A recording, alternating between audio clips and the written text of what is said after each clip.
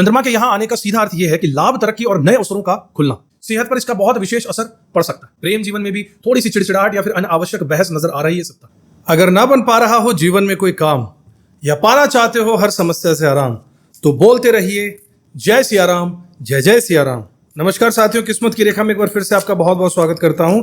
किस्मत की रेखा में हम लगभग रोज आपके लिए ज्योतिष से संबंधित कुछ ना कुछ उपयोगी वीडियोस लेकर आते रहते हैं। साप्ताहिक राशिफल और मासिक राशिफल सभी लेकर आते हैं और महत्वपूर्ण जो ग्रहों के ट्रांजिट है और इवेंट उसके बारे में आपको जानकारी देकर आपके जीवन को सरल और सफल बनाने में हमारा जो प्रयास है उसे पूरी तरीके से करते हैं। इसलिए चैनल को अब तक सब्सक्राइब नहीं किया हो तो जरूर कर लीजिए, बेल आइकन प्रेस कर दीजिएगा।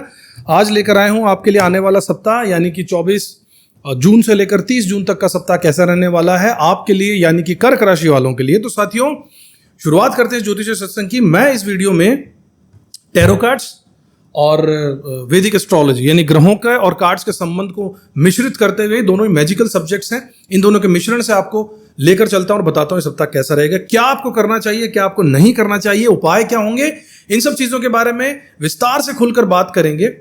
वीडियो में लास्ट तक, अंत तक बने रहिएगा। शुरुआत करते हैं साथियों। कार्ड्स को शफल करने के बाद जो पोजीशन सामने आई है,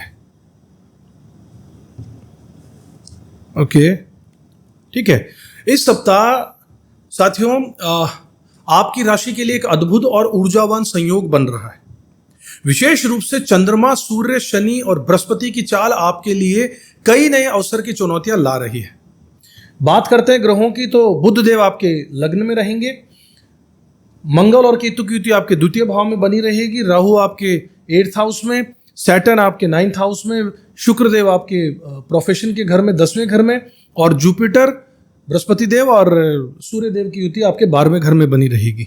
साथियों, सप्ताह के आरंभ में चंद्रमा आपकी ही राशि के लाभ स्थान यानी कि 11वें भाव में गोचर करेंगे। यह सप्ताह की शुरुआती स्थिति होगी। चंद्रमा के यहां आने का सीधा अर्थ यह है कि लाभ, तरक्की और नए अवसरों का खुलना।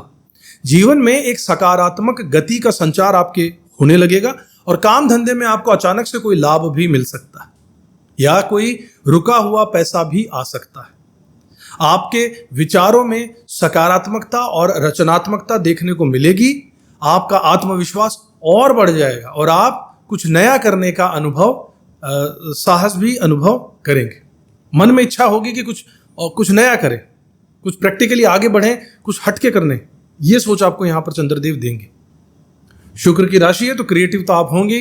क्रिएटिव तरीकों से आप अपने प्रोफेशनल लाइफ में कुछ ना कुछ एड ऑन करेंगे। अगर आप स्टूडेंट हैं तो यह समय आपके लिए खास है क्योंकि पढ़ाई में मन लगेगा। चंद्रमा की दृष्टि सीधे 180 डिग्री पे, दिमाग तेज चलेगा और क्रिएटिव चीजों के विचार और ख्याल आपको आएंगे। बस ज्यादा सोचने और भावनाओं में बहने की गलती आपको नहीं करनी चाहिए, यह आपको सलाह दूंगा, नहीं तो भ्रम की स्थिति भी बन सकती है। इस समय शनि की दृष्टि भी आपके लाभ भाव पर पड़ रही है, 1, 2, 3, सैटर्न की 3rd एस्पेक्ट आपके यहां पर लाभ भाव पर पड़ रही है, जिससे बिजनेस के क्षेत्र में नए मौके मिल सकते हैं, परंतु हर फैसला सोच समझकर लेना होगा।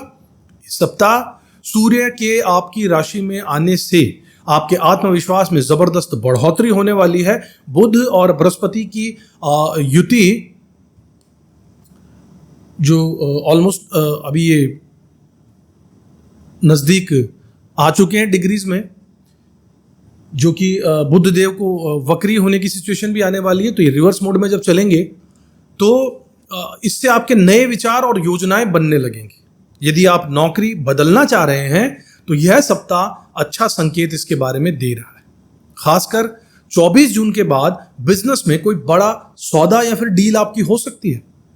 बस अपने बिजनेस की गहराई से रिसर्च कर लीजिए और सही सलाहकार से राय भी आपको ले लेनी चाहिए, क्योंकि यह समय आपके लिए फैसले लेने की क्षमता को परीक्षा में डाल सकता है। साथियों, अगर आप विदेश में काम करते हैं या विदेश से जुड़ा कोई कार्य कर रहे हैं तो सप्ताह के अंत में आपके अटके हुए काम पूरे होने के संकेत मिल रहे हैं। 12th हाउस टोटली एक्टिवेटेड है अच्छे ग्रहों से, लेकिन खर्चे भी इसी अनुपात में आपके बढ़ सकते हैं क्योंकि 12वां घर खर्चों का भी होता है। इसलिए अपने पैसों का प्रबंधन सावधानी से कीजिएगा। निवेश या उधारी देने से पहले अच्छी तरीके से सोच विचार कर लीजिएगा। सप्ताह के बीच में चंद्रमा आपके 12वें घर में जो कि प्रवेश कर जाएंगे, यहां से चंद्रमा उठकर यहां पर आ जाएंगे जो कि युति बन जाएगी। सेहत पर इसका बहुत विशेष असर पड़ सकता है, जैसे कि आंखों की समस्या हो जाए, इन्फेक्शन, नर्वसनेस हो जाए, एंग्जाइटी हो, ज्यादा थकान आप महसूस करें उन दिनों में। ओवर थिंकिंग से आपको बचने की राय दूंगा। आपको बहुत ज्यादा चीजों को गहराई से लेकर बहुत ज्यादा डीप थिंकिंग नहीं करनी है, जरूरत से ज्यादा मत सोचिए। इससे आप ही की एनर्जी का जो है डेफिशिएंसी होगी और अपनी ऊर्जा को आपको उल्टा सही दिशा में लगाना चाहिए। बहुत ज्यादा खर्चा, मानसिक अस्थिरता और थोड़ी सी बेचैनी आपको महसूस हो सकती है, इसलिए थोड़ा सा मेडिटेशन या फिर ध्यान का सहारा जरूर लीजिए साथियों।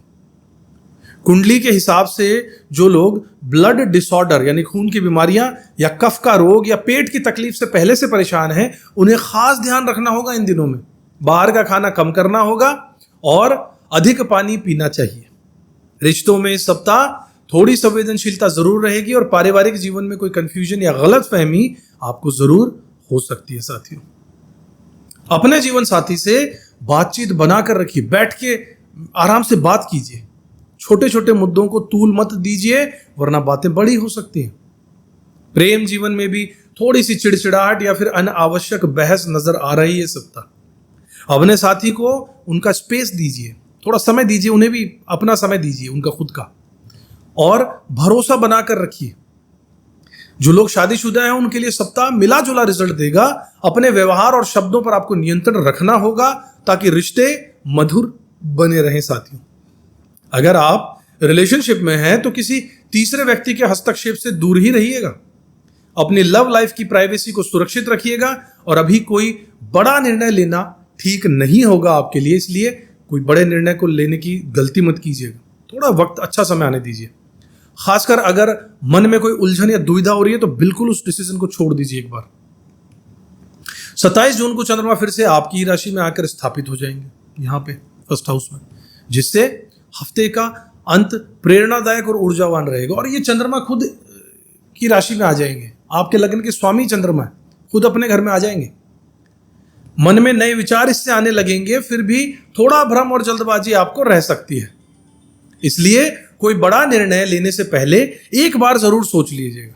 अपने कार्य क्षेत्र में प्रोफेशनल रवैया आपको रखना होगा साथियों, और ऊर्जा को सकारात्मक बनाकर रखना आपके लिए पॉजिटिव रहेगा। स्टूडेंट्स अगर आप हैं तो आपके लिए भी क्लैरिटी की जरूरत है, वरना आगे जाकर पछताना पड़ सकता है साथियों। अब बात करते हैं साथियों कुछ विशेष उपायों की। सप्ताह में 2 बार आपको शिव चालीसा का पाठ करना चाहिए।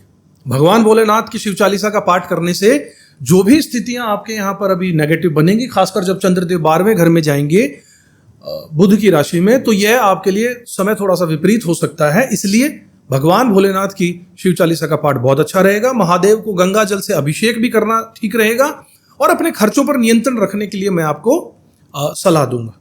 अपने स्वास्थ्य का भी ध्यान रखिएगा। जीवन के किसी भी बड़े निर्णय से पहले अपने किसी भी जानकार उस फील्ड के अनुभवी व्यक्ति से आपको सलाह जरूर लेनी चाहिए।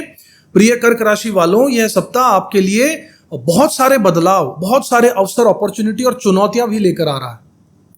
आत्मविश्वास रखिए, संयम से निर्णय लीजिए, सेहत पर ध्यान रखिए और परिवार को महत्व जरूर दीजिएगा।